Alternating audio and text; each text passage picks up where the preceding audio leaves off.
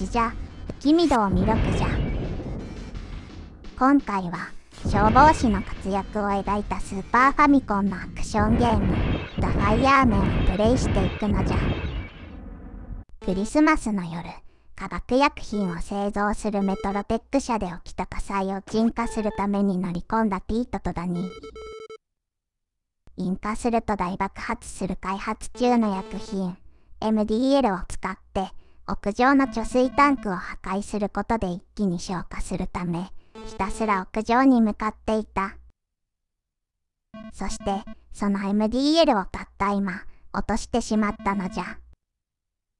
危機、そしてまた危機が迫るといい感じが、まさにアメリカ映画の雰囲気じゃな。ビルの設計者であるフランクが提示した最後の手段は、5階の空気制御室で最上階の空気を遮断することでバックドラフトを起こし、最上階ごと屋上の貯水タンクを破壊するという方法だった。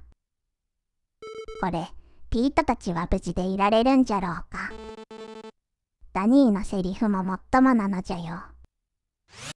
しかも、生命反応センサーが壊れてしまったので、要救助者がここからは見つけにくくなってしまうのじゃ。こうしてさりげなく難易度が上がっていくわけじゃな。まずは、最上階の空気を遮断するため、5階の空気制御室に向かうのじゃ。例によって、スーパープレイでも攻略プレイでもないが、今回も消化率 100% を目指すのじゃよ。ネタバレもありなので、未プレイの人はそのつもりでな。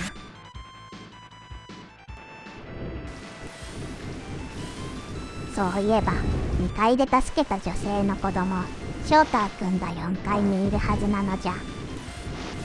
5階に上がる前になんとか見つけ出したいところじゃな。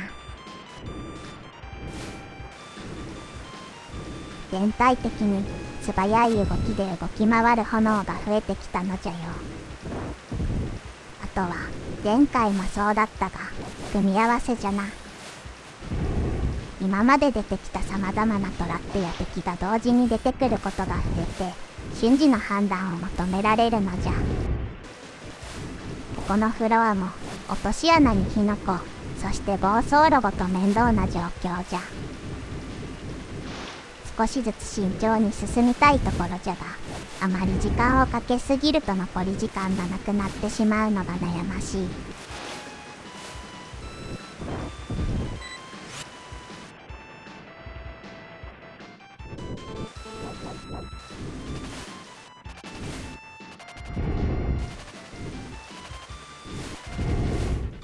このエリアで初登場する熱風は、匍匐姿勢にしないとダメージを食らってしまう。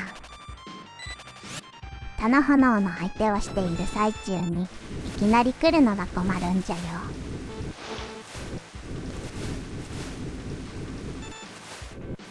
この部屋は、消火し忘れてしまいがちなので、注意じゃ。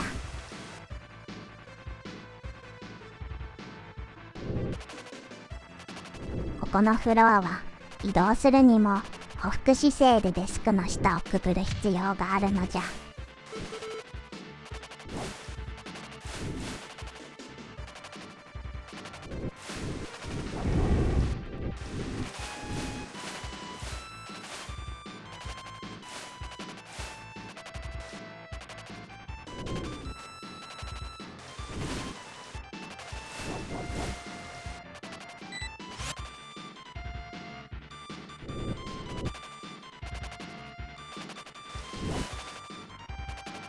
北方向への放水でしか消せない炎や、それらを消さないと前に進めなかったり、今までやってきたプレイスキルを使いこなすことが求められる。こういう難易度の上がり方は、アクションゲームとして非常によくできていると思うのじゃよ。なんというか、一つ一つのギミックへの対処方法は分かっているので、難しくてもプレイヤーに理不尽さを感じさせないのじゃ。面白いアクションやシューティングをプレイしている時によく出る、分かっていたのにという反応じゃな。これがあると繰り返して挑戦したくなるモチベーションにつながるのじゃ。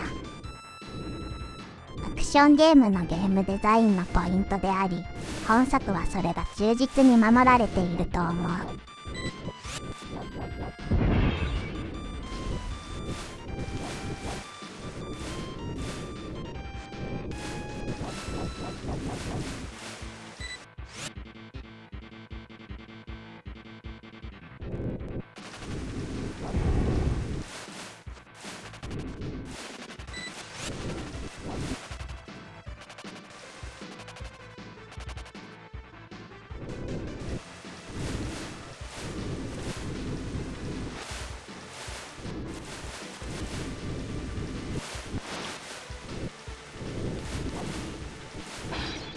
この小さな炎を放出してくる炎の砲台みたいなやつは放置していると厄介なので、できるだけ見つけたら早めに消火しておきたい。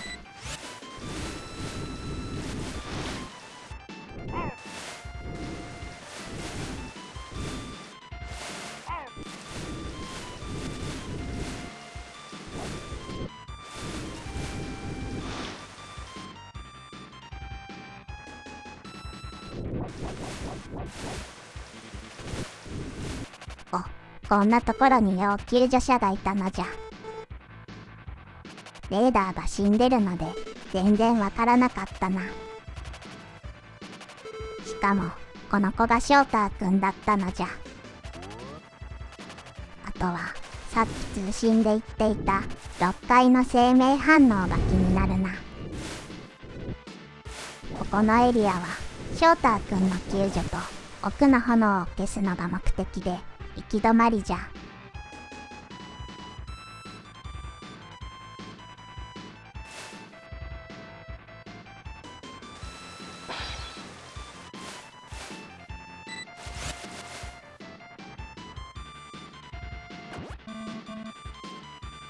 やっと4回も終わりじゃな。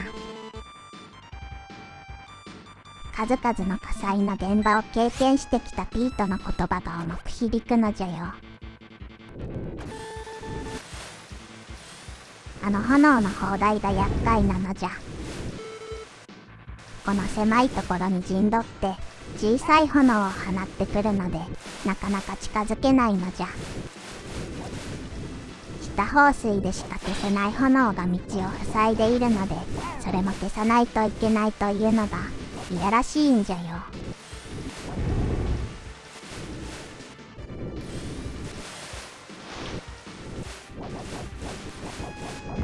先ほどショーターくんを助けたおかげでライフが回復したのが助かったのじゃ。とりあえずこの炎の砲台タイプをできるだけ優先して消化するのじゃ。おう、こんなところにも252に要救助者がいたのじゃ。最近アニメの「めぐみの大墓旧国のオレンジ」を見ている影響じゃな。やはりまだ逃げ遅れた人がいるようじゃな。待ってろよ、生きてろよ。絶対そこにたどり着くのじゃ。一つの命を救うのは無限の未来を救うことじゃからな。輝く勇気を今とがらせるのじゃ。わしは555も大好きなんじゃよ。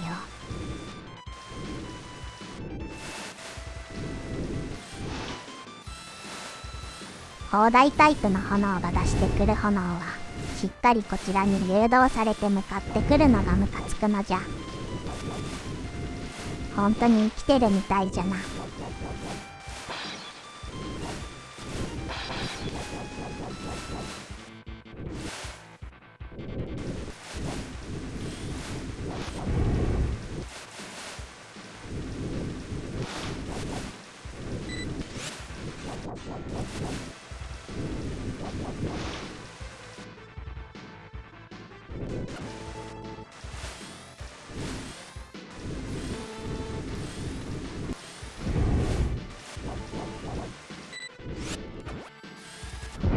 いきなりバックドラフトじゃ。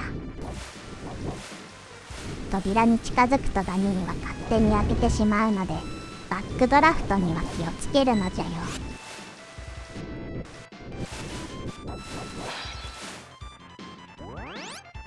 お、4つ目のボムを取って久々にハイパーウォーターになったのじゃよ。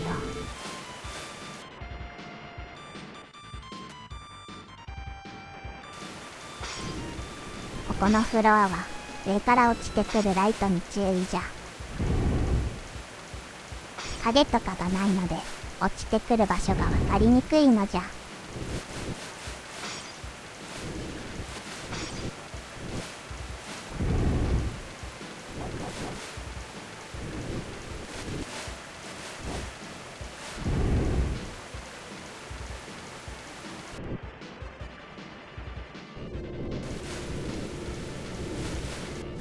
こいつらは最初は弱めの炎に見えるんじゃが、近づくといきなり大きな炎に成長して襲ってくるのじゃ。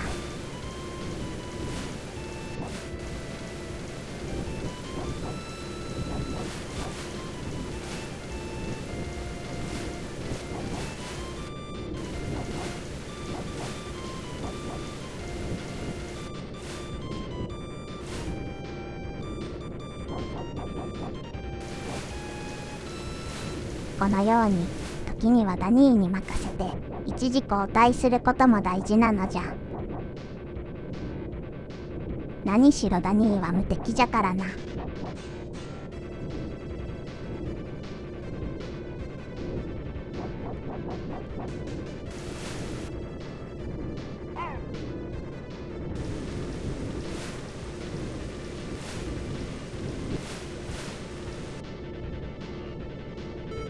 やっとステージ5のボス戦じゃ。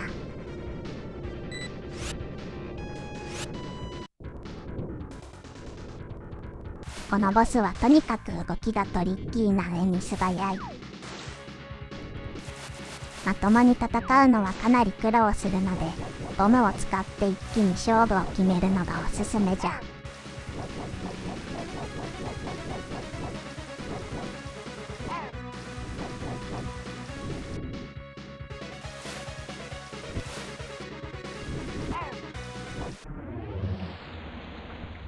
ふう、無理やり倒した感じじゃな。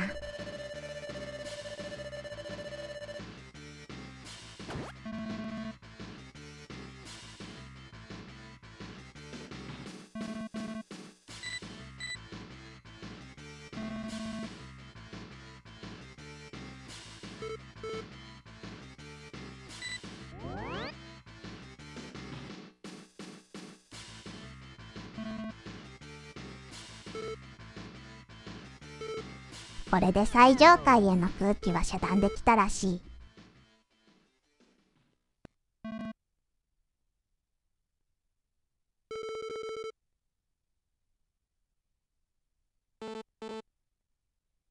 あとは空気を流し込んでバックドラフトを起こせば最上階は破壊され、屋上の貯水タンクの水で一気にビルごと消化できるというわけじゃ。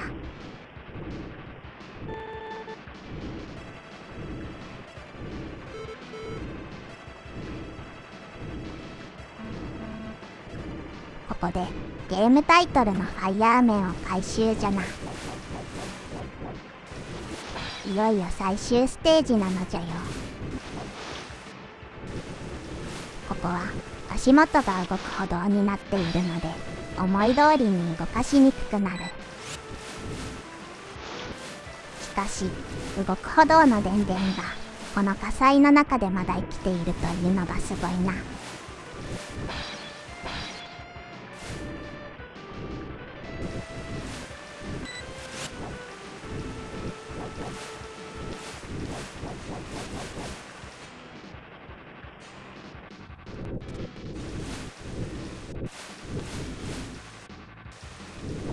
ここは5階なので屋上に行くにはまだ先じゃな。と言っても最上階は空気を遮断して封鎖中なので素通りになるとは思うが、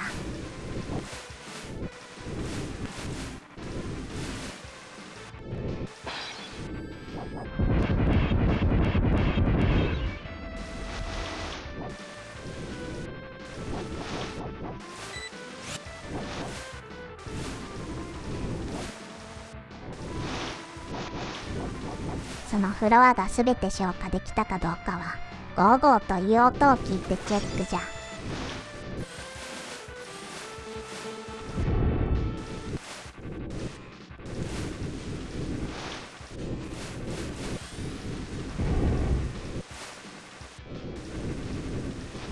ここはクリスマスパーティー会場だったようじゃな。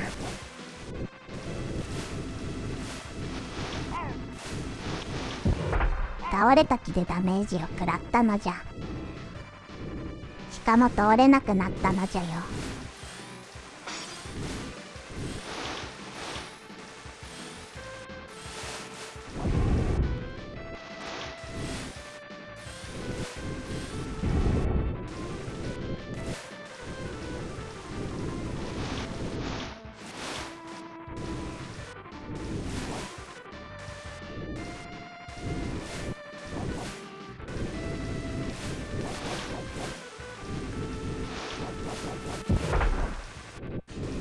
このフロアでは消化すると4方向に分かれて高速で飛び散るという新しいタイプの炎が出てくる。これもあらかじめ分かっていないとちょっと辛いな。ここから上に上がれそうじゃ。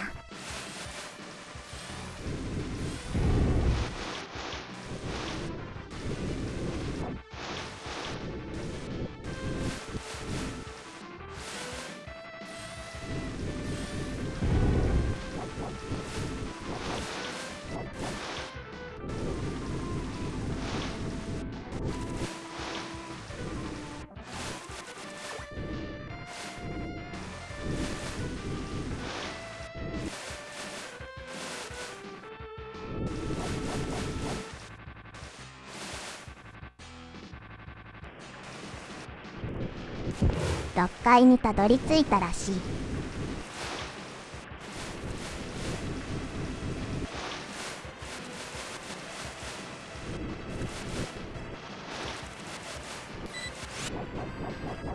確か6階に生命反応があるという話だったな。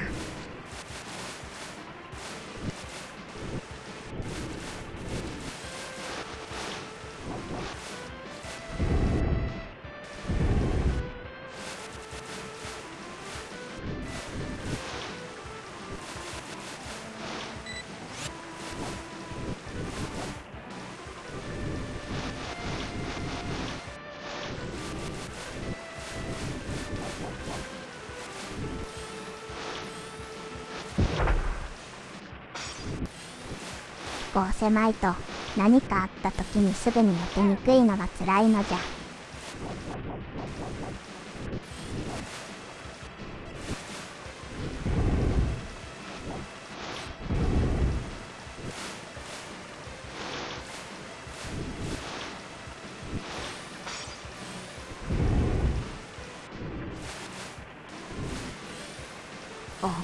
252に発見じゃ。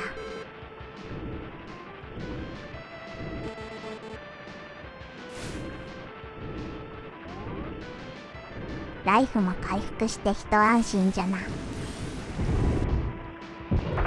実は結構ダメージは食らっているのじゃよ。ノーミスプレイとかでなくてすまんな。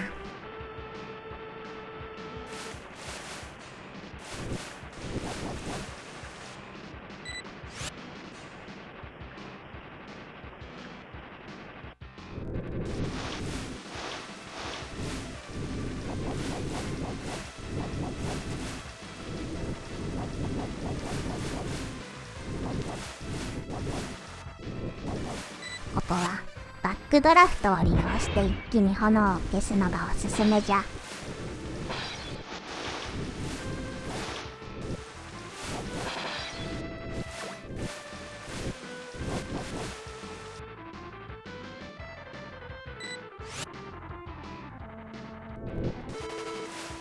このフロアではまた熱風が定期的に襲ってくる。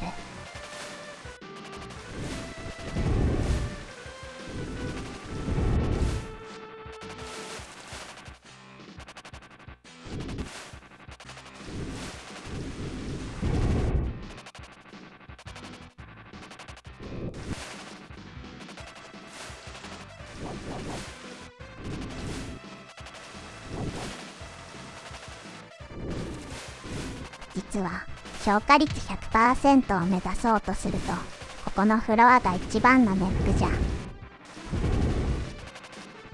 り組んでいてほふく姿勢でないと進めないところがある上に、一度消化したはずの場所にまた炎が出現するのじゃよ。なのでいつまでもゴーゴーという音が消えず、残りの炎を探してフロア内をさまよっているうちに、残り時間がなくなってしまいがちじゃ。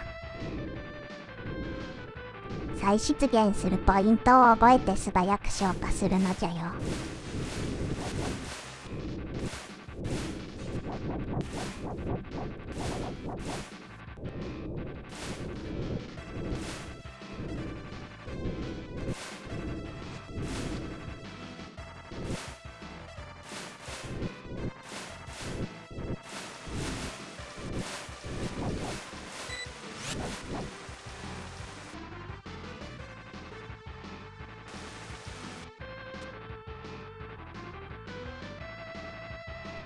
こんなところにも要救助者だ。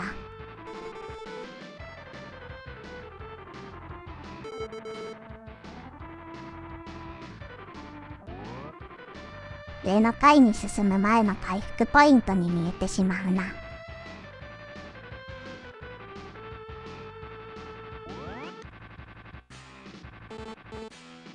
そして7階は空気が遮断された最上階なので、通過して屋上に向かうのじゃ。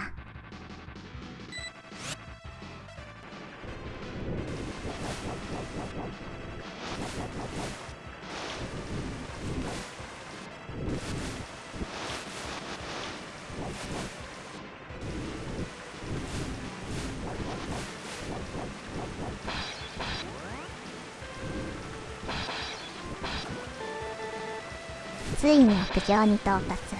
目標まであと2つのエリアじゃ。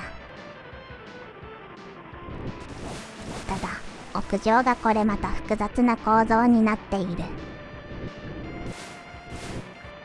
この通気口を抜けていく必要があるのじゃが、ほふく姿勢なので移動速度が遅い。残り時間が気になるのじゃよ。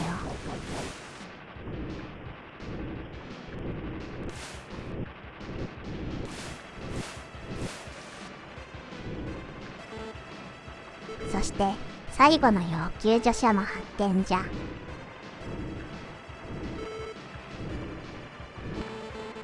ということはもう回復ポイントはないということじゃな。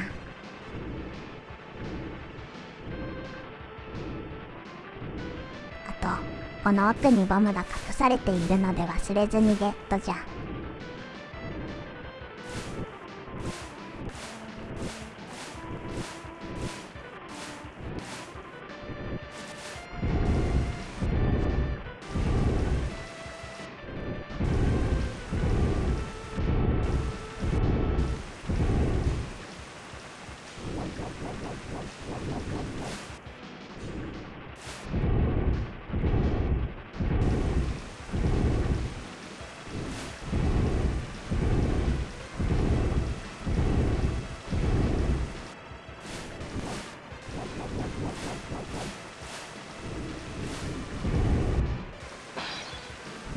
ここもバックドラフトを使って一気に消化しておきたい。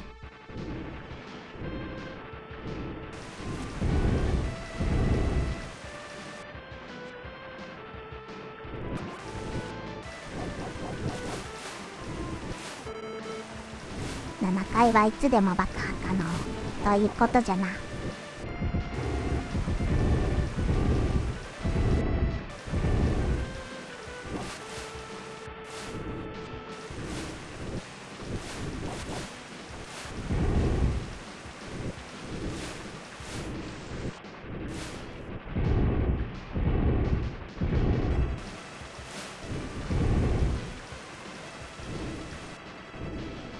ここを抜ければ最後のフロアじゃ。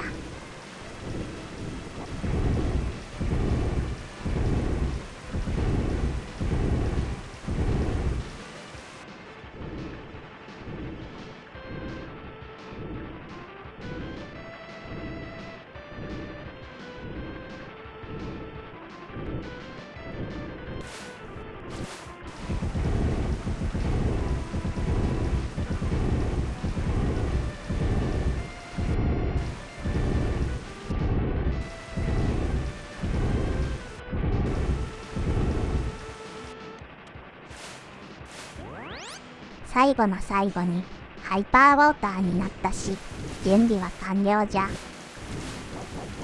いざ最後の風呂入レッツゴーじゃ。残り時間は3分じゃ。そんなに迷ったりしたわけでもないので、結構時間制限がシビアなんじゃよ。ついに、いわゆるラスボスじゃ。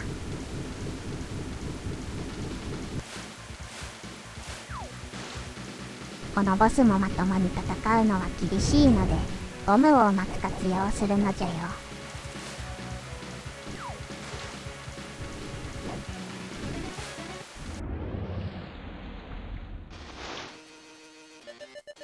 倒せたのじゃよ。ただ、これで終わりではないのじゃ。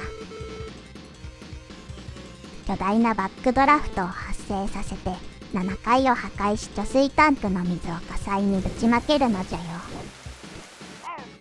最後はピートとダニ2人の共同作業じゃ。逃げることは許されないらしい。ダニーと一緒に窓ガラスを破壊するのだが、火の粉やバックドラフトが邪魔をしてくるのじゃ。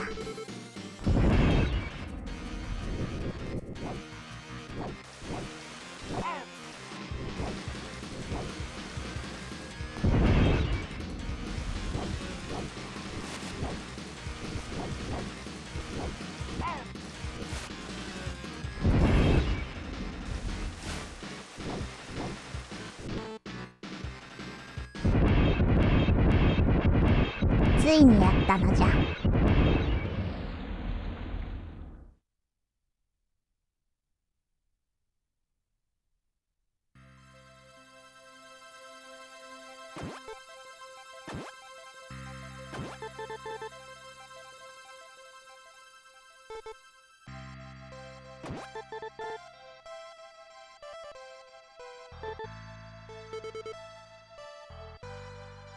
さすが無敵のダニーじゃ。あの爆発の中で生き残るとは。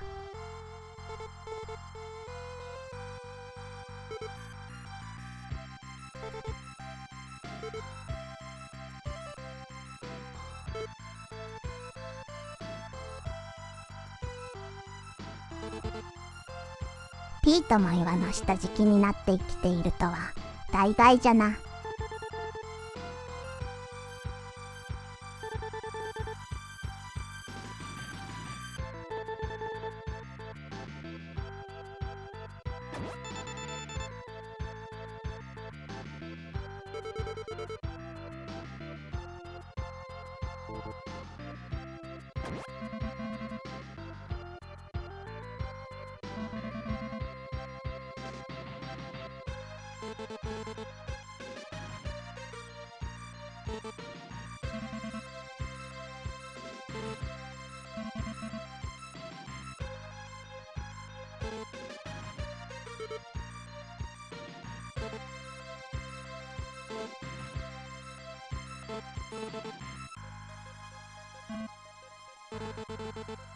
この最後のやりとりだ。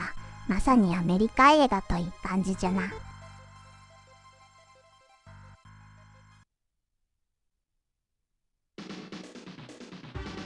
というわけで、無事にエンディングじゃ。映画、バックドラフトや、タワーリング・インフェルノを彷彿とさせる展開といい、セリフ回しといい、アメリカ映画、ドラマを非常に意識した作りとなっている。さすが映画的な要素をゲームに取り入れたシネマティックライブシリーズの第2作と言える内容じゃ。ただ、消防士同士の会話などはあるものの、救助者はあくまで助けられる存在でしかなく、あまりシナリオに絡まないのが個人的には残念じゃな。もう少し救助者同士や救助者と主人公たちとのドラマが描かれるとよかったが、2作目がドラマ性を強めた結果、テンポが悪くなった感があったりで、ゲームバランスというのは本当に難しいと痛感するのじゃ。本作の主要スタッフが再結集し制作した精神的続編とも言えるハードラックと PS2 の作品があるのじゃが、これもゲームとしての面白さでは本作を超えられていないとわしは思っている。